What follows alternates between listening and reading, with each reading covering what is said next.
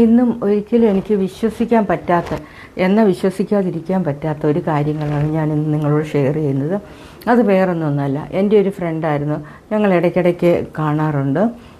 അപ്പം അവൾക്ക് മഞ്ഞപ്പിത്തമായിട്ട് ഒരു പ്രാവശ്യം വന്ന് എൻ്റെ അടുത്തുനിന്ന് പറഞ്ഞു, ടെസ്റ്റ് ചെയ്ത് നോക്കിയപ്പം മഞ്ഞപ്പിത്തം ഇച്ചിരി കൂടുതലാണ് എന്നൊക്കെ പറഞ്ഞിരുന്നു.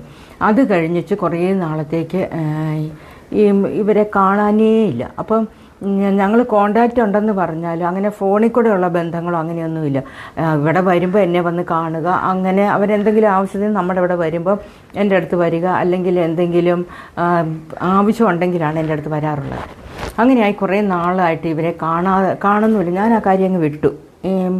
വലിയ കോണ്ടാക്റ്റ് ഇല്ലാത്ത കാരണം, എന്നാൽ ഇടയ്ക്കിടയ്ക്ക് കോണ്ടാക്റ്റ് ഉണ്ട് തന്നെ, അത്ര ഇൻറ്റിമേറ്റ് ഫ്രണ്ട് അല്ലാത്തതുകൊണ്ട് ഞാൻ ആ കാര്യം അങ്ങ് വിട്ട്, ഞാൻ അതിനെക്കുറിച്ച് അങ്ങ് മറന്നുപോയി. പിന്നെ കുറച്ച് നാൾ, ഒരു വർഷമൊക്കെ കഴിഞ്ഞതിന് ശേഷം അവൾ എൻ്റെ അടുത്ത് വീണ്ടും വന്നപ്പോൾ ഞാൻ ചോദിച്ചു, എന്ത് പറ്റി, കാണുന്നില്ലായിരുന്നല്ലോ എന്ന് പറഞ്ഞു.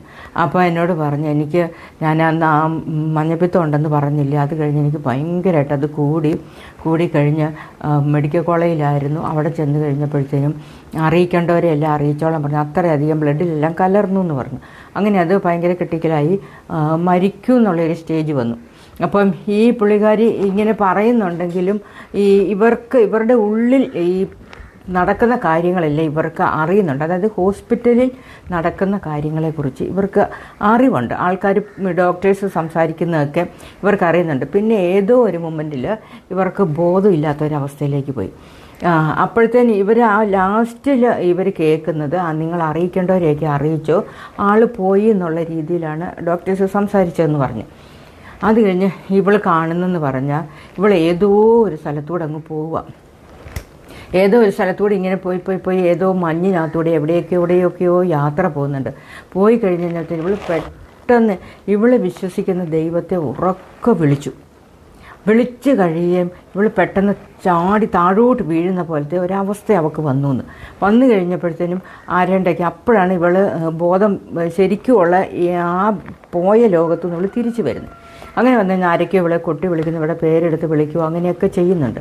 അങ്ങനെ ക്രമേണ ഇവൾക്ക് ലൈഫിലേക്ക് ഇവൾ തിരിച്ചു വന്നു കഴിഞ്ഞപ്പോഴത്തേനും ഇവളുടെ കഴുത്തിൽ ഇങ്ങനെ കയറ് മുറുക്കിയ പാട്, കയ്യിലും ഇങ്ങനെ കയറിട്ട് ഇങ്ങനെ കെട്ടിയ പാടുണ്ടല്ലോ, അതുപോലെ കാലിൻ്റെ പാദത്തിൻ്റെ അവിടെ മുകളിലായിട്ടും ഇതുപോലെ കയറിട്ട് മുറുക്കിയ പാട് ശരിക്കും കാണാം. അപ്പോൾ ഈ ICU കിടക്കുന്ന ഈ പേഷ്യൻ്റ് സൂയിസൈഡ് ചെയ്യാൻ ശ്രമിച്ചാൽ ഒരിക്കലും ഒരു ഡോക്ടർക്കും വിശ്വസിക്കാൻ പറ്റത്തില്ല, കൂടെ നിൽക്കുന്നവർക്കും അത് വിശ്വസിക്കാൻ പറ്റത്തില്ല. പിന്നെ ഇവളുടെ കഴുത്തിൽ ഈ കയ്യിലും കാലിലും എങ്ങനെ ഈ പാട് വന്നു, ഈ കയറിട്ട് വലിച്ച പാട് എങ്ങനെ വന്നു എന്നുള്ളത് എല്ലാവർക്കും ഒരു അത്ഭുതമായിരുന്നു. അങ്ങനെ അവളത് അവിടുന്ന് ഡിസ്ചാർജ് ചെയ്ത് കഴിഞ്ഞാണ് എൻ്റെ അടുത്ത്, കുറേ നാളുകളും കഴിഞ്ഞാണ് എൻ്റെ അടുത്ത് വരുന്നത്. എന്നിട്ടും ആ കയ്യിലെ പാടുകൾ മാറാതെ, കഴുത്തിലെ പാട് ചെറുതായിട്ട് മാഞ്ഞു, കയ്യിലെ പാട് ശരിക്കും ഞാൻ കണ്ടു. നമ്മുടെ കയ്യിലൊരു കയറ് വരിഞ്ഞ് മുറുക്കി കഴിഞ്ഞാൽ എങ്ങനെയാണ് ആ പാടിരിക്കുക എന്നുള്ളത് ശരിക്കും എൻ്റെ കണ്ണുകൊണ്ട് ഞാൻ കണ്ടതാണ്. എനിക്ക് ഇന്നും അത് പറയുമ്പോൾ ഉള്ളിനകത്ത് എന്തോ ഒരു വല്ലാത്തൊരു, എന്താണെന്ന് പറഞ്ഞറിയിക്കാൻ വയ്യാത്തൊരു ഫീലാണ്.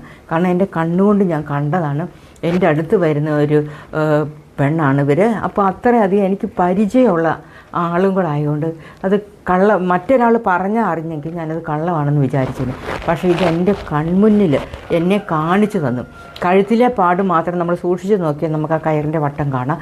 കയ്യിലും കാലിലും ശരിക്കും ഇങ്ങനെ കയറിട്ട് വലിച്ച പോലെ. എന്നിട്ട് അവൾ പറഞ്ഞു, അവളെ ആരോ വന്ന് കയ്യും കാലും എല്ലാം കെട്ടി എടുത്തുകൊണ്ട് പോയി ഏതോ ഒരു മഞ്ഞിനകത്തൂടെയൊക്കെ പോയി എവിടേക്കോ ചെന്ന് കഴിഞ്ഞ് ഇവളെങ്ങനെയോ ഇവൾക്ക് ഇഷ്ടമുള്ള ദൈവത്തെ, ഇവളൊരു ഭയങ്കര മഹാദേവ ഭക്തയാണ്, അങ്ങനെ ഇവൾ വിളിച്ച്, എൻ്റെ മഹാദേവ ഇങ്ങനെ വിളിക്കുകയും ഇവൾ താഴോട്ട് പോവുകയും കൂടെ ആയിരുന്നു എന്നാണ് പറയുന്നത്. അത് ഇന്നും എനിക്കത് വിശ്വസിക്കണോ വിശ്വസിക്കണ്ടായോ അങ്ങനത്തെ ഒരു കൺഫ്യൂഷനാണ്. ഇപ്പം അതെന്നോട് പറഞ്ഞിട്ടൊരു 3-4 വർഷമായി. എന്നിട്ടും എനിക്ക് ഇന്നും അത് അങ്ങോട്ട് ഉൾക്കൊള്ളാനും പറ്റുന്നില്ല, ഉൾക്കൊള്ളാതിരിക്കാനും പറ്റുന്നില്ല.